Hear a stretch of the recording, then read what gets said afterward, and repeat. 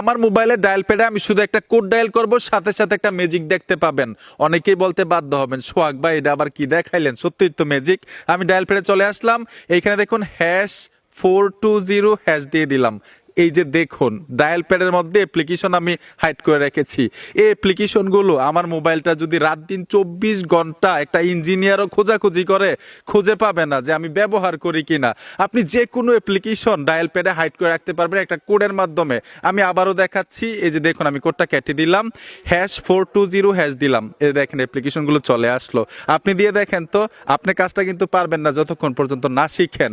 ভাই আজকে আনকমন একটা কাজ শিখতে পারবেন, ডায়াল প্যাডে কোডের মাধ্যমে যে কোনো অ্যাপ্লিকেশন হাইড করে ব্যবহার করতে পারবেন, কেউ বুঝতেই পারবে না যে ওই অ্যাপ্লিকেশনগুলো আপনি ব্যবহার করেন।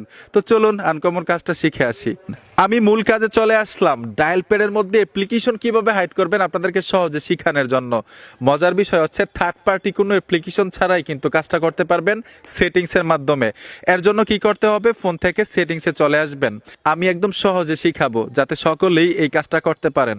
সেটিংসে আসার পরে আপনারা প্রাইভেসিতে চলে আসবেন। এই যে দেখুন প্রাইভেসি লেখা আছে, আমি প্রাইভেসিতে চলে আসবো। আসার পরে এখানে দেখুন হিডেন অ্যাপস লেখা আছে, এখান থেকে আপনারা হিডেন অ্যাপসে চলে আসবেন। আসার পরে আপনার ফোনের লকটা এখানে অ্যাক্টিভ করে দিতে পারেন, অথবা আপনি আপনার মতো করে এখানে একটা পিন সেট করতে পারেন।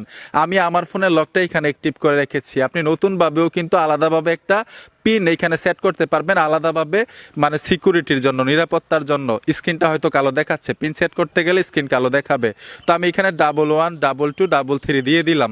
দেওয়ার সাথে সাথে এমন একটা অপশনে নিয়ে আসবে। এইখান থেকে আপনারা উপরে দেখুন সেটিংসের একটা লোগো পাবেন, এইখানে চলে আসবেন। আসার পরে এখানে দেখুন চেঞ্জ অ্যাক্সেস কোড লেখা আছে, এই অপশনটাতে চলে আসবেন।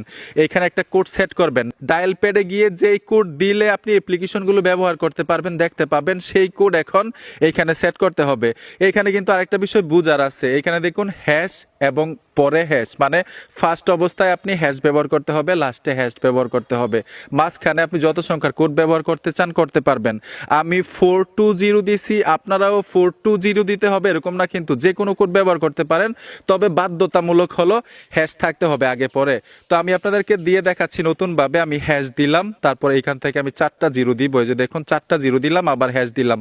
3টা জিরো দিলেও কিন্তু হইতো, 6টা জিরো দিলেও হইতো। তার মানে হচ্ছে আপনি হ্যাশ দিবেন, যত সংখ্যা দিতে চান সংখ্যাটা মনে রাখবেন, আবার হ্যাশ দিয়ে দিবেন। এই কোড দিয়েই কিন্তু আপনি আবার ডায়াল প্যাডে ওই অ্যাপ্লিকেশনগুলো ব্যবহার করতে পারবেন।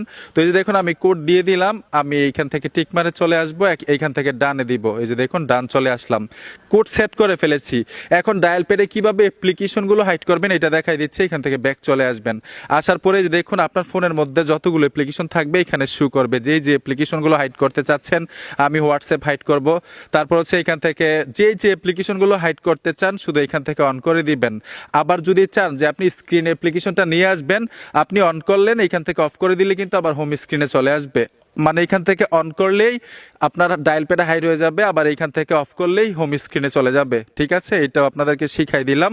তো এই যে দেখুন আমি এখান থেকে ব্রিলিয়ান্ট হাইড করব, দুইটা হোয়াটসঅ্যাপ এবং ব্রিলিয়ান্ট হাইড করেছি। এখন এখান থেকে বের হয়ে আসবো, ডায়াল প্যাডে চলে আসবো, দেখবো কাজটা হয়েছে কিনা। আমি ডায়াল প্যাডে চলে আসলাম। এখন এখানে দেখুন কোড দিচ্ছি। আমি কিন্তু প্রথম দিছিলাম #420 এই যে দেখুন কাজ হয় না, কারণ আমি কোড চেঞ্জ করে ফেলেছি। ঠিক আছে, তো এই যে দেখুন যেই কোড দিছিলাম #4টা জিরো, তারপর হচ্ছে হ্যাশ, এই যে দেখুন চলে আসলো ব্রিলিয়ান্ট এবং হোয়াটসঅ্যাপ। ঠিক এইভাবে ডায়াল প্যাডে যে কোনো অ্যাপ্লিকেশন আপনি হাইড করে রাখতে পারবেন থার্ড পার্টি অ্যাপ্লিকেশন ছাড়া। এখানে কিন্তু আরেকটা কথা বোঝার আছে, যেই মোবাইলে এই সেটিংসটা থাকবে, আর প্রত্যেকটা লেটেস্ট ফোনে কিন্তু এই সেটিংসটা দিয়ে রেখেছে। আমার ফোনটা Oppo Reno 6 5G, আমি করতে পেরেছি, আপনাদেরকে প্র্যাকটিক্যাল দেখাইলাম। আমি কিন্তু থার্ড পার্টি কোনো অ্যাপ্লিকেশন ব্যবহার করি নাই। যাদের এই সেটিংসটা মোবাইলে থাকবে তারাই কিন্তু এই সেটিংসটা করতে পারবেন, যাদের নেই তারা কিন্তু মানে অন্যথায় করতে পারবেন না। তার মানে হচ্ছে লেটেস্ট ফোন হলেই আপনি করতে পারবেন। আশা করি বুঝতে পেরেছেন। ভিডিওটা দেখে যদি মনে হয় নতুন কিছু শিখেছেন, অবশ্যই সাথে থাকবেন। দেখা হবে নতুন ভিডিওতে। আল্লাহ হাফেজ।